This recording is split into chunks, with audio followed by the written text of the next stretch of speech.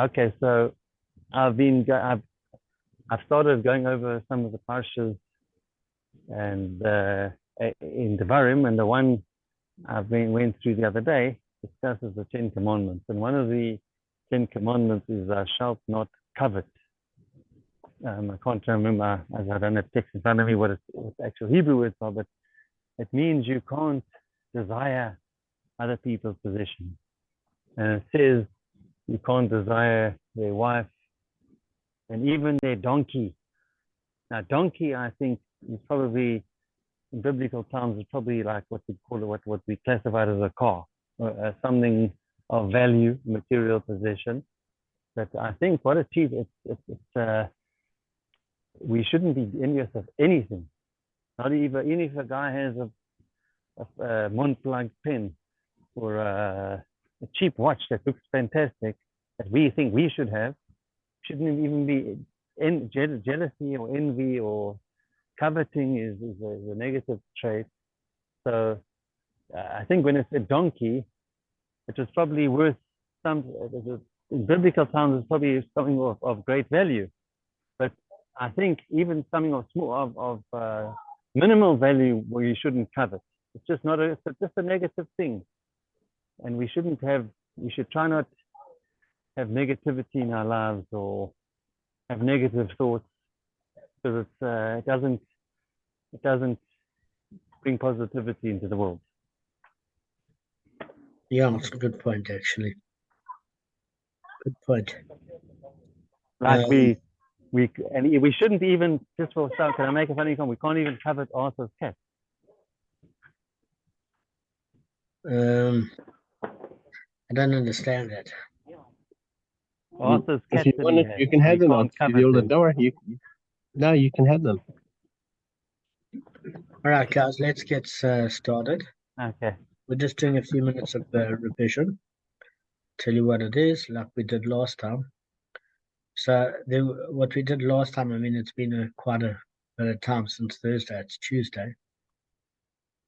I said Monday. It could even be Monday. It's Tuesday. Jesus. So the law is that if a deposit is stolen from an unpaid custodian who takes the custodian's oath to free himself of liability, and the thief is apprehended, the thief makes a careful payment to the deposit's owner. Okay? So the Mishnah in Bava Kamma teaches, however, that if the custodian waives his exemption and pays the owner for his loss, the owner, in gratitude for the payment, conveys to him the rights to the careful payment that may eventually come due. Thus, if the thief is eventually apprehended, he pays careful to the custodian. Now, our Gemara in Bava Kamma proceeds to discuss the law in a case where the custodian initially chose to take the oath, but then after having sworn and being exempted from payment, he went beyond the letter of the law, paid the owner for the deposit. So, the case in Bava Kamma, there was no oath taken, no court proceedings. The custodian decided to just do the right thing. He felt quite conscientious and paid the original owner for the amount that he claims was stolen from him by a thief. Now, Gavin did bring up a good question, because generally one would think that was admission of guilt, that the person was scared to go to court. But and Gavin does have a basis for saying that, just simply because if there's a careful payment, then it would seem as if he was paying double, and therefore it makes more sense to pay a single amount coming up. So, Gavin, one thought to what you said, which you can still respond in an audio, is that if he never stole it, witnesses cannot come against him because he never stole it. So even if witnesses come against him, they've got nothing to say. So in this case, he's paying the principal back, at which he wouldn't have to pay. Why? Because the custodian's oath would A, give him off the hook, and B, even if witnesses come later, if somebody in fact did steal it from him, he wouldn't even have to pay the principal, because there would be no witnesses if it was genuinely taken from him. And so that was the initial discussion. So we're saying that in Bava Kamma it was a little bit different, because the owner sued the custodian for return of the deposit, and he swore that it had been stolen from him, thereby exempting himself of the custodian's oath. And then he decided to pay for it, and the thief was subsequently identified, to whom is the kefil paid, because now we're adding that added element that the custodian used his custodian oath to get out of the payment, and afterwards paid the original owner. A buyer said it is paid to the owner of the deposit, but Rava said it's paid to the one who had the deposit in his possession, meaning the custodian. So the Gemara gave the reasons for their respective opinions, as you remember from the other day. A buyer said that the penalty is paid to the owner of the deposit because the custodian actually aggravated the owner with an oath. And because he aggravated him and dragged him through this whole legal process, the owner doesn't convey to him the rights to the kefil payment. And this person isn't such a tzaddik, because he was far more concerned with his reputation and used the oath to clear himself and then made payment than he was about using Hashem's name, which was not necessary. Okay? So if he had no intention of paying and was going to use the custodian oath, then that's fine. But if he had intention to pay afterwards, it's purely the fact that he wanted to clean his reputation by using Hashem's name and wasn't afraid of it, which he's entitled to do because he never stole it. But it's not as high a level of just paying without troubling the court, troubling the original owner, and clearing your name.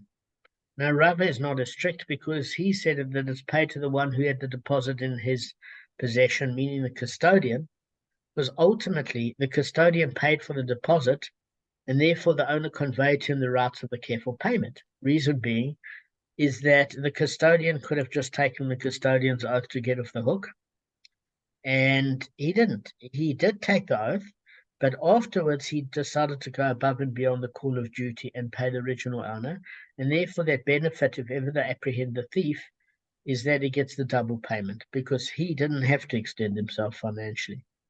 So there was a Tanaic teaching with both opinions, and they disagree with regard to the inference that's drawn from the 33rd Mishnah of Bava Kamma.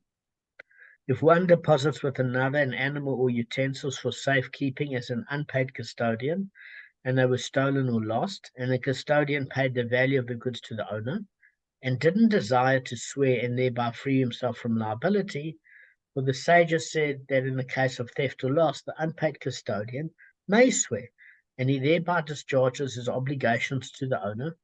But nevertheless, this custodian chose to pay rather than swear.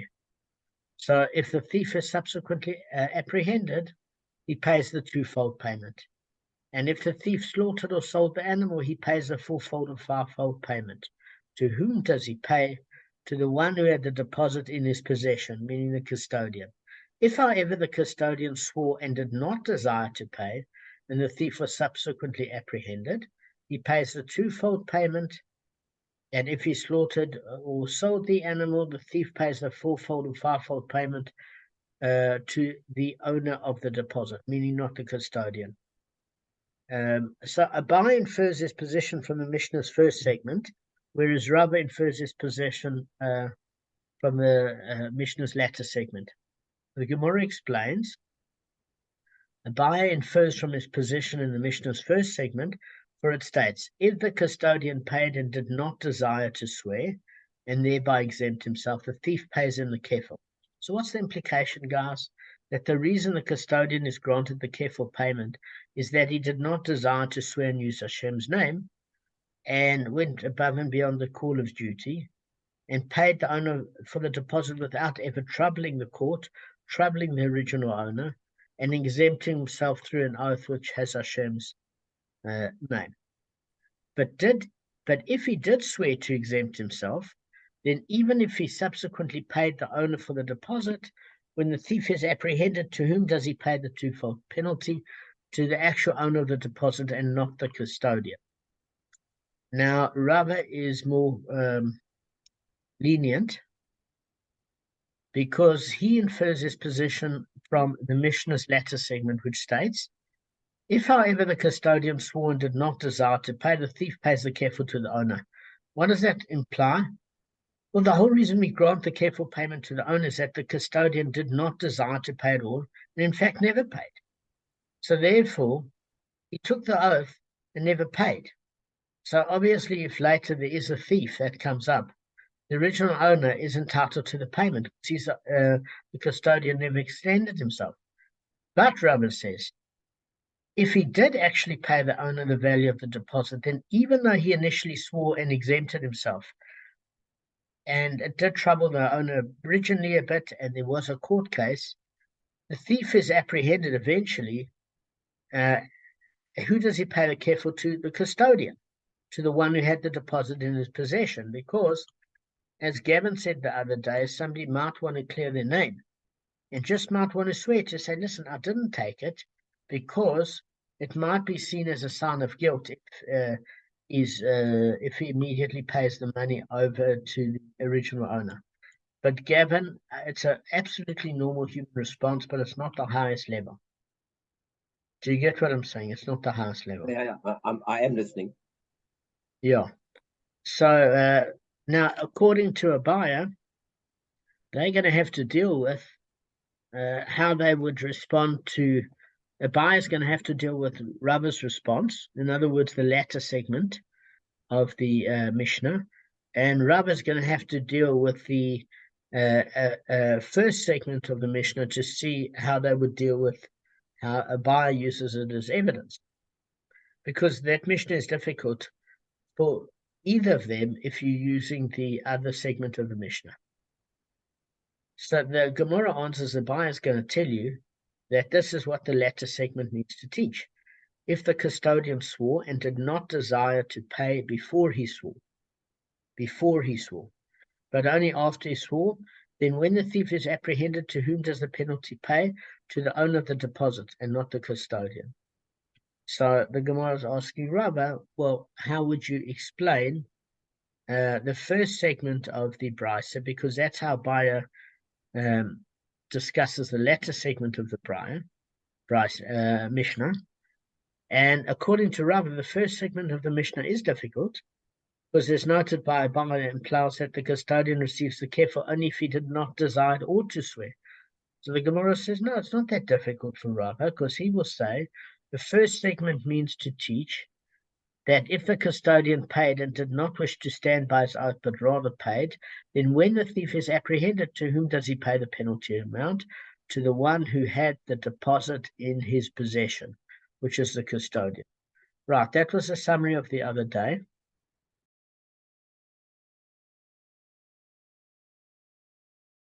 Well, yeah. Okay. I mean, it makes sense what they were doing, because it's kind of like you've purchased it. Like, these guys that take over somebody else's debt. So by you That's giving exactly the guys the it. money, you're now That's taking on the exactly it. responsibility, and it's off his shoulders. So it's like, That's whatever happens, exactly it. happens. Arthur used a great example. A debt collector, what they do is they buy a book at maybe 50% of its value or 70% of its value, and it's their job to collect. Yeah, and you know what, Arthur, on a more serious note, then nobody would have known that a thief could have actually rocked up. So he did do an amazing thing. So I understand where Rava's coming from about being more lenient, because at the end of the day, this guy didn't have to pay anything. He could have got off for the custodian's oath. So I think he's entitled to double if it ever comes to light. Because how many times do they actually apprehend the thief? In South Africa, only when he commits a homicide. So, all right, guys, let's just deal with some new What's stuff. that about every 20 seconds, basically? Is that what you're saying? Is like No, every 20 about every seconds? 20 homicides, and they catch somebody. But in Okay. terms of the frequency of the homicide, it's pretty common. It's because the 20 homicides are done by the same guy. It's just one guy every. Probably. So, guys, let's just deal with some new material. So the Gemara turns to another issue relating to a case of a deposit stolen from a custodian. If you remember, on the 74th daf of Bava Kamma, Rav ruled that one who admits to a crime that carries a fine is freed from paying that fine, even if witnesses come forth later and attest to his guilt. Okay? Now, it's difficult to understand, but the there is a dispensation, and that only applies when the defendant confesses to the plaintiff, not when he admits his guilt to the uninvolved party. Okay, so now we're talking about, it's not a normal thief, it's a custodian. So let me just repeat that rule again. Is that a case where a deposit is stolen from a custodian, Rav rules that that a custodian who admits to a crime that carries a fine is freed from paying the fine, even if witnesses come forth later and attest to his guilt. That's the opinion of Rav. Remember that dispensation applies only when the defendant confesses to the plaintiff, not when he admits his guilt to an uninvolved party. So what do we mean? Well, we'll go through it, but I think it will add some clarity to you. So our Gemara that we're doing now is going to discuss a case where the custodian swore and exempted himself, is still considered a party to the case with respect to this law. So let's consider a case where the owner of the deposit sued the custodian for its return, and the custodian swore that it was stolen, thereby exempting himself from liability. Okay, he's off the hook. And the thief, because he's used the custodian's oath, and the thief was subsequently identified. So it turned out this custodian actually was correct. Okay? The custodian, though he had been exempted, sued the thief for the return of the theft, and he admitted to having stolen it. Then the owner sued the thief, and he denied having stolen it. Okay, I'm hearing a background like Darth Vader, Gav. Not sure. Have you got something in the air fryer? Or... I have just put my volume on. Let me put my on speaker. Just hold on a second. Something. Put you on mute. That's fine. It's like Darth Vader. It's pretty cool. It's quite ominous. So, Arthur, Kevin, can you give back the response that I'm talking about now? Do you understand the case that we're dealing with or not? Be honest, because that's all I can say one thing about it.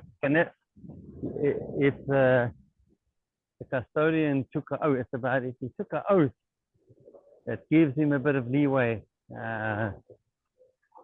If he took an oath denying theft, is that what you said? No, what I'm saying is the custodian has more than leeways off the hook, according to Rav. If he took the custodian's oath and he got up on the witness stand and said it was stolen from him, in that particular case, he's off the hook entirely. What happened is they then found the thief, Arthur. And when they found the thief, two people sued him. The first one was the custodian, and he admitted to the custodian, the thief, that he actually took the item, right? Now, in that particular case, the owner, the original owner of the item, actually also sued the thief, and he denied having stolen it to the actual owner. Maybe he got scared, maybe the custodian wasn't somebody he was as nervous of, etc. Anyway, they finally brought witnesses who testified, in fact, that they had seen the thief steal the item. Then the thief confessed to the custodian, who had already been exempted, but not the true owner. And witnesses later attest his guilt. We want to know what's the law. Is the thief exempted from paying the careful penalty by virtue of his confession to the custodian, or is the thief not exempted from paying the careful penalty by virtue of his confession to the custodian? So let me just give you the essence of what we're talking about here. Has the custodian, who exempted himself through an oath where he's no longer an interested party, thereby terminated his custodianship so that the thief's admission to him does not constitute a confession to a litigant, or in layman's terms, to an interested party? Or perhaps we can somehow say that the custodian still has an interest in the case and is fit to involve himself as a litigant, maybe because he just wants to clear his name. And it doesn't matter if he's a legally interested party or not, but maybe he's an emotionally interested party. So that the thief's confession to him does not exempt him, so that the thief's confession to him does exempt him from paying the careful penalty. Okay, so what we're saying is, if the thief admits to a what do you call it, an interested party in the case, he doesn't have to pay anything more than the principal. Okay, he only has to pay the careful if witnesses come against the thief. But at the point where he admits it to an interested party, like the person he stole it from, he only has to pay the principal. So what do we want to know here is the custodian an interested party, even though he discharged his responsibility with a false oath? Do we say he's emotionally still interested in how things turn out because he's so irritated and he wants to clear his name? Do we say that the minute he discharged his obligation, he's not an interested party, so that when the thief admits to the custodian, it's not as if you're admitting it to the litigant, and therefore it doesn't exonerate him to just pay the principal. He's liable to the careful payment. Because if the custodian didn't discharge his responsibility with an oath, he is in fact a financially interested party, and therefore if the thief admits to him, he only has to pay the principal.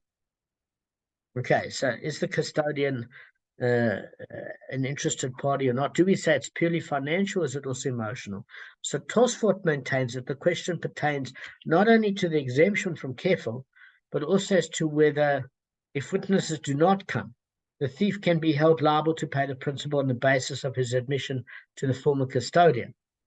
Okay, others maintain that even if we do not consider the custodian an involved party, the thief is liable to pay the principal on the basis of his admission to him. Why, guys? Because if you remember that Duff in 74b has to do with the fact that if there's an admission to anybody where that person said, no, the thief was drunk in a bar and he admitted to me he stole it, it still makes the thief liable to pay the principal. Okay? Only an admission to a party in the case exempts him from paying careful if witnesses subsequently testify against him. Okay. So in other words, the careful payment, if witnesses come against him, there's a problem. But if he admitted it to another party, he's still meant to, it's like self-incrimination. He still has to pay the principal. Okay, so the Gemara resolves the inquiry. Rava said if the custodian swore truthfully, in other words, he swore that the deposit was stolen in a manner that he could not have prevented, and later this was found to be the truth, according to Rashi.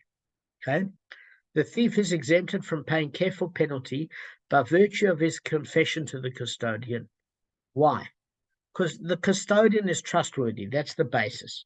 So we can attest that the owner desires for the animal to be returned to his custodian.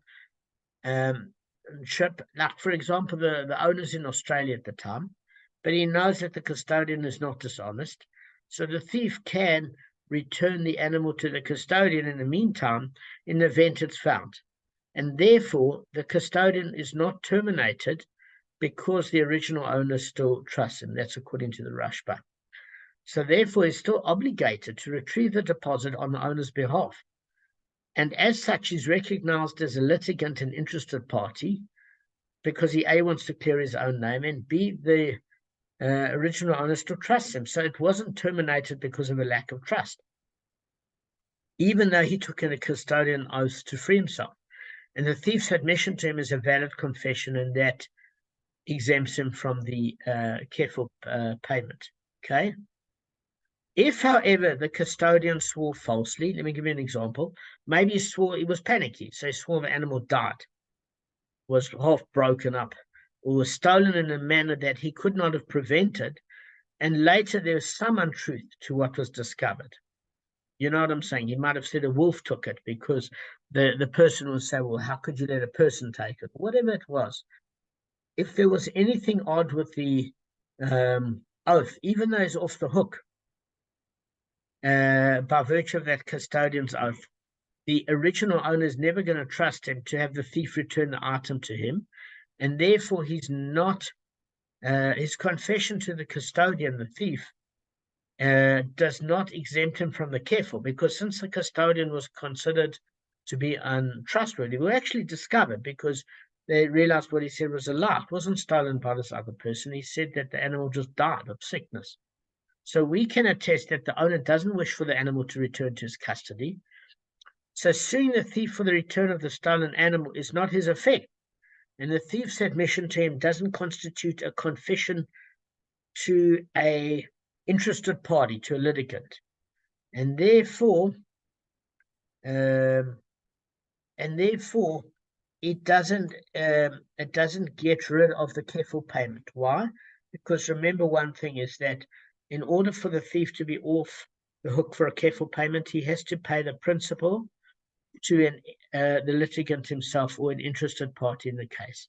If he admits it to a stranger, he still might be liable to the kefil payment. All right, guys, there is 8 minutes left. Let me just finish a couple of things. So, resolving the previous question, Rav inquired further, if the custodian stood ready to swear falsely, in other words, but they didn't allow him to swear, what's the law? Okay? So, in other words, we know that when the custodian was ready to take the oath, the owner absolved him of taking an oath because he just felt that this person wasn't going to be honest, and what's the point? He could have got off from his oath, so why bother? So do we say that since he didn't actually swear falsely, he remains trustworthy to the owner, and the owner wishes for his custodianship to resume in the event that the animal was found? If so, he's considered a litigant, and the thief's confession to him exempts the thief from the kefil penalty. Perhaps we say that he was prepared to swear falsely to the custodian, and he's no longer deemed trustworthy to the owner, and thus his custodianship is terminated and is no longer considered a litigant, irrespective of whether he actually removed his interest in the case by having taken an oath. So this is where he didn't take an oath and was no longer an interested legal party because he wasn't held legally responsible. So the Gemara offers no resolution and concerned regarding it and says, let it remain unresolved, let it stand unresolved. So the Gemara notes there's an alternative version to the previous discussion. Rav Kahana taught the above discussion in a manner just presented. Rav Taviyoime, however, taught the above discussion as follows. Rav inquired, if the custodian swore falsely, what is the law? The Gemara says it doesn't matter if you change the opinions of who brought up what. The issue is the same, let it remain unresolved. Okay, guys, I think even though we've got 5 minutes, we've got 6 minutes. Let's just see something here. Now, I'm personally clapped, I must be honest. Finished. We can end off in this night. So that actually, in the old sim station here in Tel Aviv, I actually went to the shul here, but it's locked up. So the main thing is, I mean, the custodianship. Kevin, you're freezing a little bit in terms of your reset. Okay, and now? No, you've frozen. You've frozen. We just see your teeth. Now? Now we can see you. Good, excellent. Can you hear me now? Yes, we can. Okay. So, when you say the custodian, it can be a paid or non-paid custodian, or is it most of the time when they've been discussing custodians' responsibility? Is it both, or is it mainly the paid custodian? No, so it's mainly the unpaid custodian, and it's an excellent question. I know Kevin's the only one here that's actually gone through the Gemara. That's exactly the point. I don't always remember everything. No, but that's exceptional. Okay. So Kevin, saying it's mainly an unpaid custodian. Well, there's a very simple reason for it. No, there's a very simple reason why they use the term unpaid custodian. Okay, I'll give you an example. Rashi brings that an unpaid custodian is generally an easier thing to explain away. Okay, because an unpaid custodian is responsible for very, very little. So in that case, it is not a chap. In this case, Rashi agrees with Kevin. or should I say Kevin agrees with Rashi, because it does use the example in this case of a paid custodian for one reason. A paid custodian is liable for a lot more things, and therefore his false oath actually exempted him from a case where he wouldn't be liable for it as an unpaid custodian, but as a paid custodian, he is liable, like if the animal died, for example. So Kevin excellently focused on the point that in this case, we have to be talking about a paid custodian for that false oath, because otherwise there'd be a lot less liability for an unpaid custodian. So well done, Kevin. You actually went through one of the issues that Rashi brought up.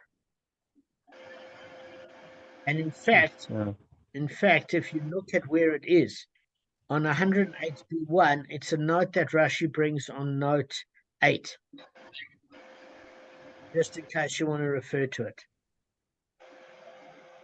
Because the commentators explain that Rashi is meaning that Rava. Rashi explaining Rava has a different explanation. He refers to an unpaid custodian who is exempt even in the event of a common theft, as long as he was not negligent. However, the custodian didn't claim the exemption of common theft, Kevin, but basically claimed exemption on the count of an unavoidable mishap. So whether his oath is found to be true, because if an unavoidable mishap actually occurred, or it's found to be untrue that the animal was lost through common theft, he's exempt of liability to the owner. But if he's found to have lied, the owner no longer considers him trustworthy. So he neither has the financial interest in the case nor the trust of the original owner. And therefore, it's a problem. So Rashi discusses all these issues. You must go and look at that note. Note 8, 108b1. So I knew you would ask it. I had a feeling because I knew you did your work. Well, you should pay it.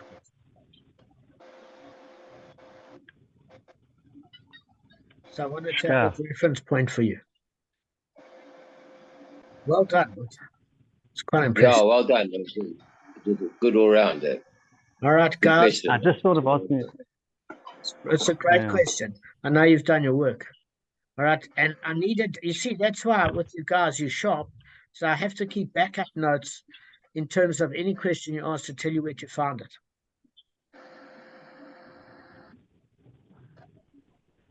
Yeah, so that's why I have to prepare. All right. Cool, guys. That's it. David, that's very kind of you to lie like that. I appreciate it. No, I'm not